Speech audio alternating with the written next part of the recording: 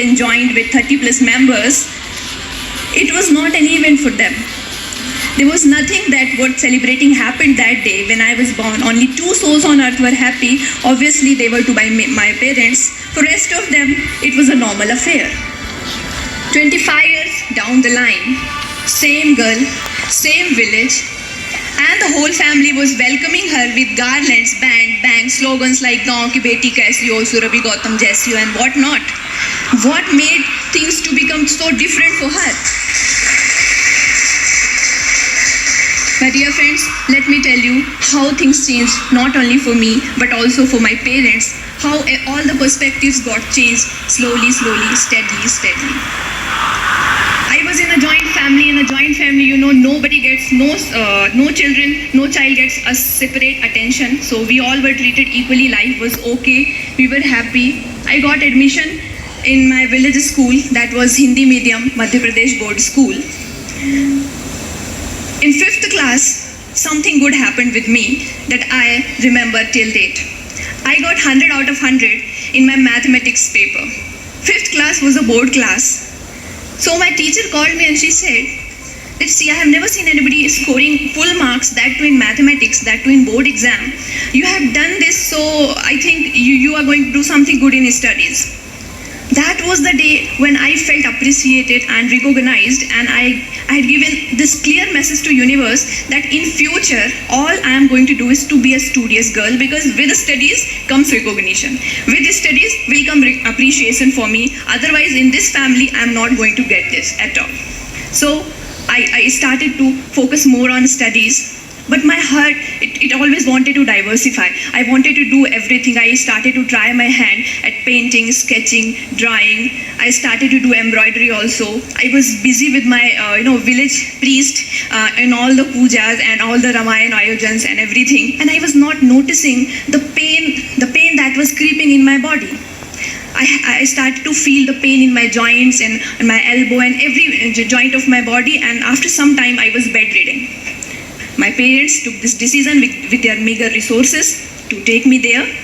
We went there at a place called Jabalpur, and doctor said that your daughter has this rheumatic fever. What happens in this disease is there are viruses always present in air. Now and then they attack the body of children and they create pain. And when it becomes serious, what happens? They attack your heart and they disturb the semilunar valve. And in some cases, it leads to death also. It was a shock for them. But then they asked that what can be the possible treatment. As a treatment, doctor suggested that she should be given the dose of antibiotic, and that antibiotic was penicillin. There is some problem with penicillin. What happens, as soon as it enters the body, it gets solidifies when it comes in contact with air. So it was again a problem, because I had to be injected with penicillin in every 15 days, and not every MBBS doctor was ready to do this, because it can also lead to death in some cases. So in village, in every 15 days, it was also difficult to get a skilled doctor to inject me with the confidence that I will not die. Well, life was going okay. There was a problem of electricity in my village, so I had to study in kerosene lamp. I had other problems. There was no tuition. School situation was also very bad.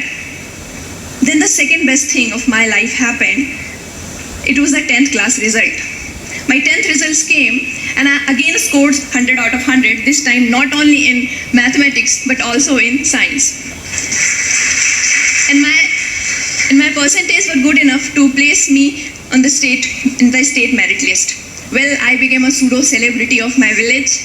I was in news for quite a week, and the newspaper interviewer came to me, and he started to ask me questions.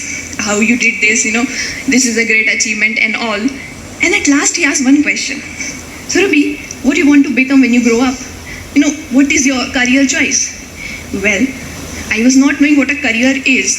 All I was knowing that, okay, I'm good at dancing, so I can be a dancer. I can be a singer too. I can paint also. But a career, I told him, sir, I cannot recall anything. I cannot answer this question to you. He said, "Come on, you have to answer this. You have got a place in merit list."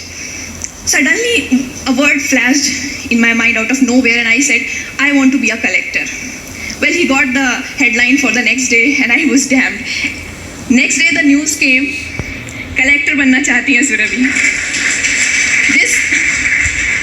This news changed, course of everything for me after that. Everyone was coming to my home with the sweets to my parents, and they were saying that Gautam ji, aapki ladki kuch acha karegi. I was enjoying all that limelight, but I was not knowing how to be a collector, what a collector is, and how important he is for society. Well, I went into 11th, I took mathematics, and I forgot about all these things. Yeah, I wanted to correct something that was wrong in my village, that was wrong with my education, that was wrong with the situation of my village, that there was no electricity, there was no proper hospital. So I wanted those things to be on right place, but through collector or not through it, I was not clear. Well, I passed 12th and I got APJ Abdul Kalam scholarship for securing maximum marks in science stream. So again, one more pseudo celebrity status, and with all this status, I came to this big city of Bhopal in this very college and took admission for Bachelor of Engineering. This decision of my parents to send me from the village to a big city for higher education was a big decision, because I was the first girl from my village to go out and study. So it was not only I who was studying here, it was the whole village along with me. If I will come back, the hopes of all other girls, the door for all other girls will close automatically. So I had to perform here anyhow. Well, the first day of my college was the worst day of my college, to be frank, because what happened when I entered the college, there was chemistry lab that was going on. I entered the class and ma'am was taking lab. She asked me, okay, you go and do titration. Titration. In my village, there was no lab. I do not know the meaning of titration in Hindi. So I was standing there blank. Again, I looked at ma'am. She asked me, go there and pick up the test tube. First time in my life, I had seen the test tube, and I took that and it broke. And I was like, oh my God, what I have done. Anyhow, I was hiding behind something so that ma'am should not notice me, and I passed 1 hour. Then the next class, engineering physics. Introductions were going on and everyone was standing and fluently answering, giving their introduction in English, and I was freezing in my seat that when my turn will come, what am I supposed to do? What will I say? I do not know English at all. I am from a Hindi medium school. How will I introduce myself? I was stealing words from everyone's introduction, and anyhow I jotted down the words and gave my introduction. And I thought, okay, this has passed. But the sir was not patient enough. He asked me one more question. He asked me, okay, tell me the definition of potential. Okay, the basic question of physics. I have got APJ Abdul Kalam scholarship for scoring maximum marks in physics, PCM. But I had to answer this in English. And I cannot frame a sentence, a single sentence in English. So I just stood there and I kept mum. Teacher came to me and he said, have you really completed your 12? Have you really passed it? You cannot answer this very basic question of physics. Only I knew how much I love physics. I am not answering this not because I do not know physics. It is because I do not know English. But this all was going on in my mind only. I was not able to speak anything. Well, I came back to my room and I wept. I cried. I just wanted to pack my bag and go back to my village. No more higher education, nothing else. This city is not meant for me. This college is not meant for me. These people are not meant for me. I called my parents.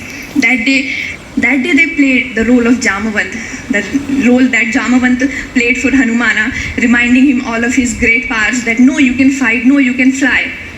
They told me that, okay, you come back.